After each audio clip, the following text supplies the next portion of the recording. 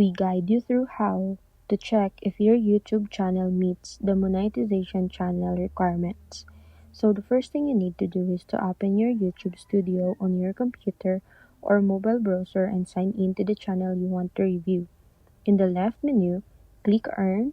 This section will show your current monetization status and whether your channel is eligible to apply for the YouTube Partner Program. You'll also see your progress towards the required milestones such as subscriber count, watch hours, or short views depending on the monetization path. If you haven't met the requirements yet, YouTube will display your current progress and let you know what's still needed. Once you've reached all the requirements, the apply button will become available, allowing you to start application process.